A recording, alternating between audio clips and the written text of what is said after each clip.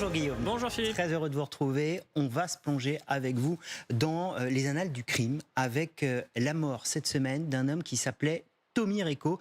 Tommy Recco, c'est une légende du crime, on va y revenir. C'est 7 hommes. Tommy Recco, c'est d'abord l'homme aux 7 meurtres. Oui, Philippe, 7 meurtres, et ça aurait peut-être même pu être 10, sauf que pour 3 de ces meurtres, il est mort innocent. Tout commence en 1959. Tommy Recco, comme son nom l'indique, il est corse. Ça se passe du côté d'Ajaccio, de Propriano. Il y a d'abord en 1959 3 touristes allemandes dont on ne retrouvera jamais le corps. Lui sera soupçonné de les avoir tués. Ça ne sera jamais démontré. Pour ces 3 meurtres-là, il est innocent.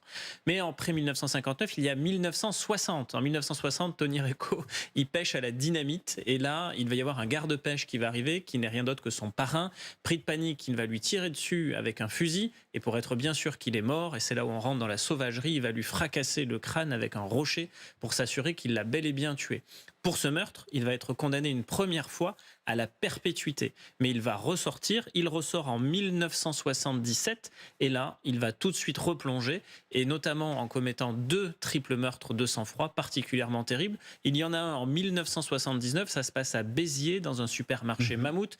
Il va tuer 3 caissières de sang-froid. Il y en a une d'ailleurs, il va lui tirer en pleine tête. Ce sont des meurtres absolument gratuits. Sur un braquage, on n'avait jamais vu une telle violence. Et l'année d'après, en 1980, de nouveau un triple meurtre. Un homme avec lequel il avait un contentieux, son voisin, et puis surtout la petite fille de cet homme qui avait 11 ans. C'était sa petite fille, c'était une fillette. Et là, pour cela, il va être condamné une deuxième fois à la perpétuité. Sauf que là, il ne ressortira jamais.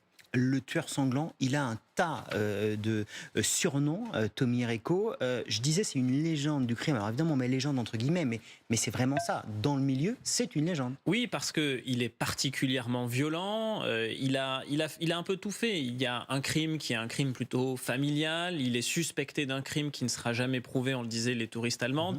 Il y a des crimes qui sont des crimes plutôt liés à des braquages. Il y a des crimes qui sont liés à des règlements de compte plutôt impulsifs, comme cet homme qu'il tue avec son voisin et la fille de cet homme. Et donc, il est un personnage presque romanesque, entre guillemets. Il est corse, il est à la fois pêcheur, il est aussi braqueur, il a les cheveux longs. On le surnomme Geronimo, aussi le tueur aux yeux bleus, parce qu'il a les yeux bleus. Alors, ça se voit pas sur cette photo, mais c'était aussi un de ses surnoms. Donc oui, il fait peur, cet homme, parce qu'il est particulièrement brutal, particulièrement sauvage, y compris dans les meurtres qu'il commet. Et il n'a jamais cessé, il faut quand même le dire, de clamer son innocence, qui était complètement fou. On va regarder d'ailleurs, tiens, une petite archive de ce qu'il déclarait au moment de son procès. Je suis innocent à 100%. Je suis victime d'ignoble et d'abominable machination. Je suis le bouc émissaire idéal. Alors c'est le bouc émissaire idéal qui va quand même faire 62 ans en prison malgré toutes ces demandes de remise en liberté. Et oui, parce que techniquement, il était libérable depuis 1998. C'est-à-dire que depuis 27 ans, il pouvait être libéré. En 27 ans, il a formulé avec ses avocats 22 demandes de remise en liberté. Et malgré ces 22 demandes, la réponse de la justice a été invariablement la même. Non, il ne peut pas sortir parce que trop dangereux. Il n'a jamais reconnu ses actes, il ne s'est jamais amendé. Et les juges ont toujours considéré que sa remise en liberté serait dangereuse, même passé 80 ans. En 2023, rendez-vous compte, il a fait un recours devant la Cour européenne des droits de l'homme. En 2024, il était atteint d'un cancer.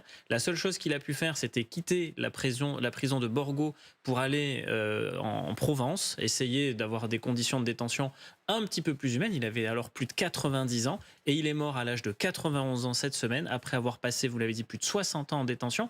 Ça veut dire les 2 tiers de sa vie derrière les barreaux, comme quoi on ne sort pas toujours de détention en France. Et tant mieux quand on est aussi dangereux que cela. Merci beaucoup Guillaume, c'est absolument passionnant. Je profite de votre présence pour renvoyer tout le monde dans ce long dimanche quasi hivernal vers votre podcast, l'épisode 2, qui est sorti. Qui est votre invité? Denis Favier, qui est un gendarme assez extraordinaire. Il a commandé 2 fois le GIGN, dont une fois dans les années 90 avec cet assaut mythique à Marignane en 1994.